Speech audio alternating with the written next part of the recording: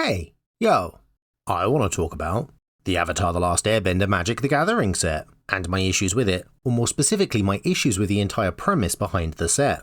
But before we get started, I want to begin by letting you know that I'm not saying you should agree with me. I'm not saying my opinions are shared by that of the majority. I'm not saying I'm right about anything, and apart from one thing that I'll specify at the time, this video isn't me trying to convince you of any kind of point. All I'm doing is sharing my perspective, stating my preference, and telling you why for me the set doesn't work. And as John Cusack says in High Fidelity, how can it be bullshit to state a preference? Because I have spoken to many people who have many different perspectives on this set, and in fairness Universes Beyond as a whole, and I think in doing so I've come to a realization, one that I feel is interesting enough to share. And because of that realization I also think we need some new verbiage, so I've coined a new phrase. Or at least I think I have. Maybe what I'm about to talk about is already a thing and I'm just an idiot who didn't know. I guess you'll let me know in the comments. And lastly, this video isn't just for you, but also head designer Mark Rosewater, who I've talked about a bunch on the channel lately, because he recently published the article Designing for the Uninformed, where he discusses his experience with the Avatar set as someone who's never watched the show.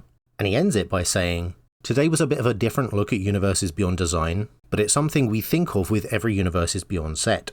I hope you appreciate it. As always, I'm eager for any feedback, be it on today's article, any elements I talked about, or Magic the Gathering Avatar The Last Airbender. So okay Mark, consider this video feedback." I realise that sounded mildly menacing, but that's just my natural tone, I can't help it. This video is meant to be balanced, I promise. But to start, I won't lie though, I don't like the set. And I think the card Azula Cunning Usurper is a good example of my reasons why. And while I'm going to spend a large portion of this video discussing that card specifically, it's because I think it's a good case study and the things we can learn from it are applicable to the entire design process behind every Universes Beyond set. When I saw the card for the first time I made a snotty post about it saying design a card that tells me you've never watched Avatar without telling me you've never watched Avatar. What a dick. But because that RC quip doesn't fully explain what my problem is, I left my reasoning in the comments so people wouldn't be confused. Let's see what you had to say in response. "I'm confused, what's wrong with the card? Don't know what specifically is your problem with it. How so? Makes sense to me." Okay, that's my fault for leaving the explanation in a comment. You can pause and read my initial reasoning if you'd like, but I'm basically going to go into more detail about it now anyway. And even if your gut reaction is to disagree with me, I want you to hear me out because I think the game will be better for everyone if we can reach a mutual understanding. To begin, the colour pie. Here's another article by Mark Rosewater where he links to a bunch of individual articles breaking down what each colour represents. White, for instance, represents religion, military, laws, etc. Blue represents academics, books, mind, memory. Black represents death, undeath, amorality, fear. Red represents emotion, mood swings, impulse and might. While green represents life, growth, nature, etc, etc. And as many of you pointed out to my post, Azula as Dimir feels perfectly in character to me. Dimir colour identity usually deals in manipulating things to your advantage. Dimir is perfect for her manipulation in this arc. Sure, but here's where we start to run into problems. This card being a flavour win is your subjective interpretation and it's not one that everyone shares. Her ability to destabilise the Earth Kingdom had nothing to do with her own skills. Blue, black colours to cast, she's allying with the Earth Kingdom, neither allegiance nor element match here. Why is every firebender I've seen so far any colour but red? And hey, I want to remind you again at this point that I'm not saying either side of this argument is correct in their preferred interpretation. Tell them again, John. Even though I do personally fall into a character covered in green is actually aligned with blue-black and has an ability that generates red mana feels wrong camp, because that's just what happens when art is left up to personal subjective interpretation. For some people it will work, for others it won't. Which is compounded by the fact this kind of philosophical, character motive, principle-driven interpretation of the colour pie isn't the only one. The 11th of October, let's talk colour pie. 1 week later, Mark Rosewater writes again, mechanical colour pie. And in this article, white means law and justice or whatever doesn't factor in. Because looking at just white alone, we can see that white on a card means that card might primarily care about +1/+1 counters, destroying all creatures or having damage prevention. But there's more because secondarily, white cards might have flash, scryfall, or untap themselves. White cards might even have a tertiary ability of card draw, counterspell, or reach and trample, meaning a colour's mechanical identity is detached from its philosophical one. Green means nature and natural things, so in a world where the philosophical interpretation is the correct interpretation, unless we're claiming that lightning is man-made, I'd argue this card should be green. But we don't live in that world. And so while you might now expect me to turn around and say, well, this card might make sense from a flavour perspective, but from a mechanical colour pie perspective, it's a fail. I'm not going to do that either because each colour can do so many goddamn things that even zoomed out I can't fit them all on the page at once. For instance, I said a minute ago white cards might care about flash. Azula has the rules text, you may cast them as though they had flash, meaning that while I wouldn't personally argue that this card should be white then, if that was your honest, subjective interpretational preference, I couldn't honestly tell you that your argument would have no basis, considering how the colour pie can be interpreted. Again, if that's your preference, do your work, John. So personally, I do not feel this card's colour identity or abilities line up with what I would expect either from the character of Azula or just blue-black in general. Maybe I'm forgetting something, but I can't think of a single other Dimir card that creates red mana. So the way that I have subjectively interpreted the card means to me it feels both mechanically dissonant and ludo-narratively dissonant. And with it being so off to me, it makes me question the reasoning behind its creation in the first place.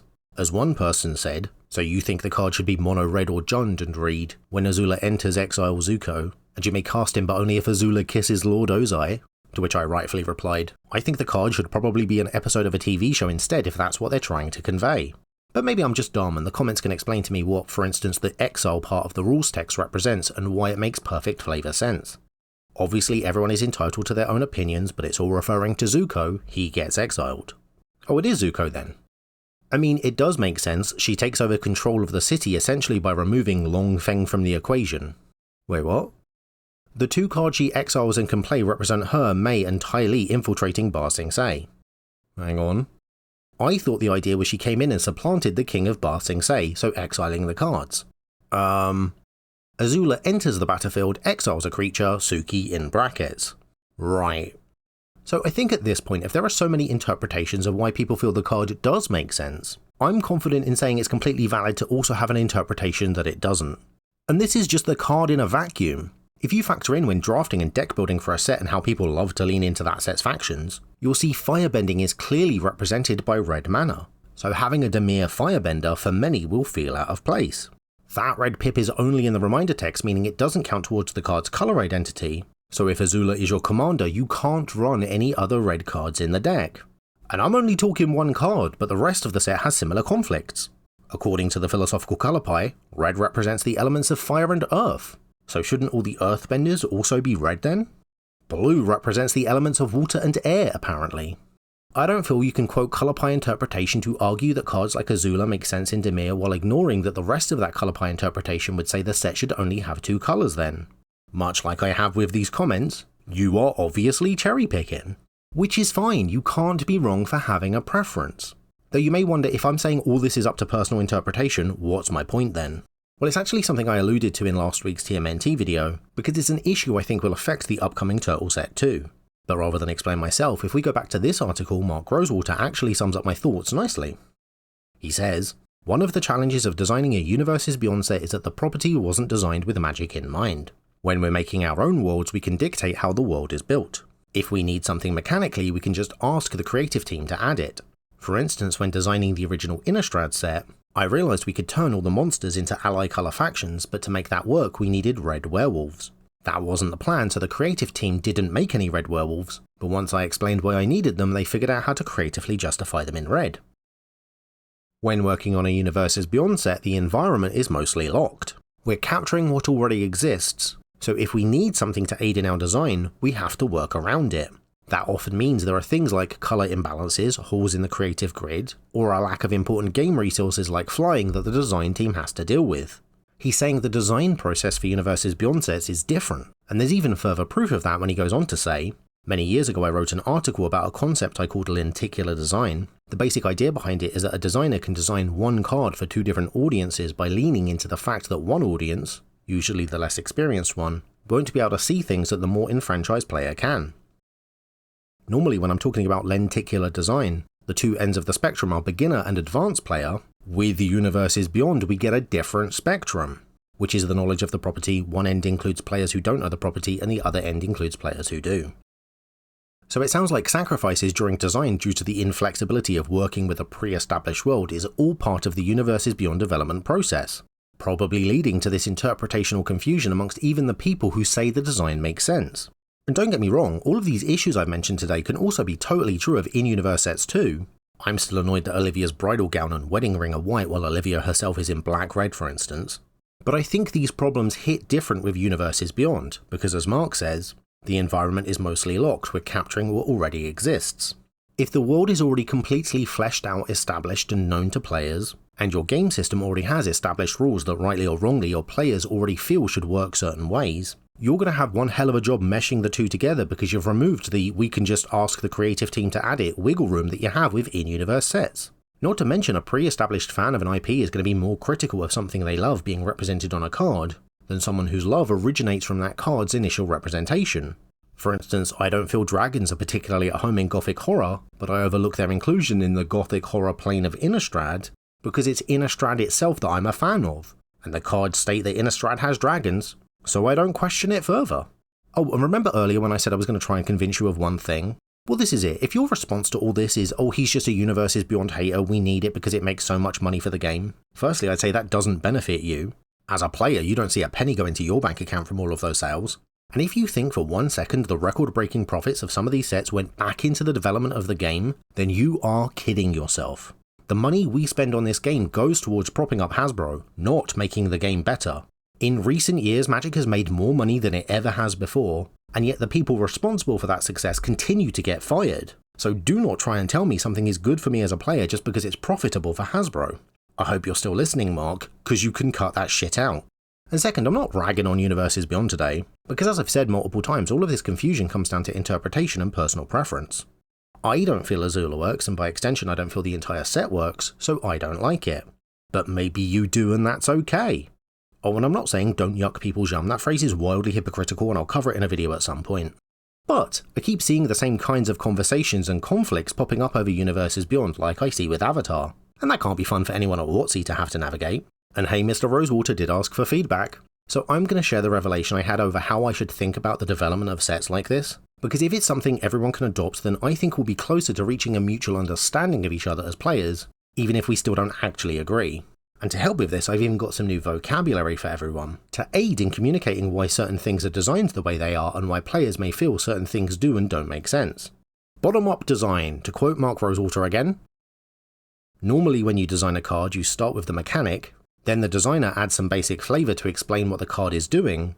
Later, a creative text person comes up with an actual card concept, occasionally influenced by the designer's basic idea, in regard as to how Magic cards are designed. But there's also top-down design, which Mark explains as, sometimes the designer begins with flavour, occasionally we get an idea for a cool spell, not a mechanic mind you, but a neat concept. When this happens, we build the card around the flavour, moulding mechanics to fit the concept. This is what's known as top-down design. Neither of those two approaches are true of Universes Beyond though. Top-down would be the closest, but as he says, one of the challenges of designing a Universes Beyond set is that the property wasn't designed with Magic in mind. And, so if we need something to aid in our design, we have to work around it. Meaning it isn't the same process, because with top-down, if a card truly isn't working, they always have the option to change the world building to accommodate it. Innistrad and werewolves, for instance. But with Universes Beyond, that isn't an option, and so a new approach needs to be taken. Meaning when discussing designing for IPs outside of Magic's Zone, I'd like to turn this process on its side and introduce two new phrases. Write-out design, which is when you already have a mechanically complete design, and then slap the skin of an outside IP onto it, much like we saw with SpongeBob being a reskin of Jodo the Unifier. And left-out design, which is when you already have a thematically complete outside IP, like Avatar, and have to mould the mechanics of a Magic set around this inflexible world. Thinking of the Universes Beyond design process in this way won't actually change anything about the actual design process of those sets, of course, but understanding that WotC are employing a separate design process when developing Universes Beyond might help people like myself overcome the need for comparison to existing in-universe cards, because they're different, designed with different principles in mind, and maybe shouldn't be judged by the same standard. Right or wrong, the traditional rules of Magic design don't apply to Universes Beyond. So here's your feedback, Mark. If you think this kind of language is helpful in communicating your design process to us players, then please feel free to adopt it. If someone looks at Azula and says they feel the card is ludonarratively dissonant, you can say, well, that's because it's a Universes Beyond card and any care for that sort of thing during development was left out. If someone complains a Universes Beyond set doesn't follow the normal conventions of number of cards, number of legendaries, or adhere to the colour pie, you can say when it comes to external IP sets that sort of consistency is left out. If someone is unhappy that the continued popularity of crossover IP cards seems to be being used as justification to raise prices, while Hasbro seem to be doing everything they can to gouge WotC, gouge their players, and cut corners, you can tell them that thanks to Universes Beyond, the prioritising of customer experience over profits is now left out. I don't know about you, but I think this sort of transparency about what's actually going on here would be good. Thank you very much for watching this video, and thank you to everyone that supports me, like 27 publications, Eggboy the Particle that permeates all existence, Blank Space, Wanpako Jozu, Miss Murder, a random Patreon, Ominous Jazz, and the rest of my patrons whose names are on screen now. I'd also like to thank the sponsor for this video, me and my Patreon page, where you can get your name credited on screen too. Check it out in the link in the description below. Hit the like button, leave a comment, including you, Mark, I know you watched this. And most importantly, subscribe and share this video with a friend. Hit the notification bell and do all those things the algorithm loves. If you agree or disagree with any of my points, or you want to see me do a video on another subject, let me know, and I will see you next time.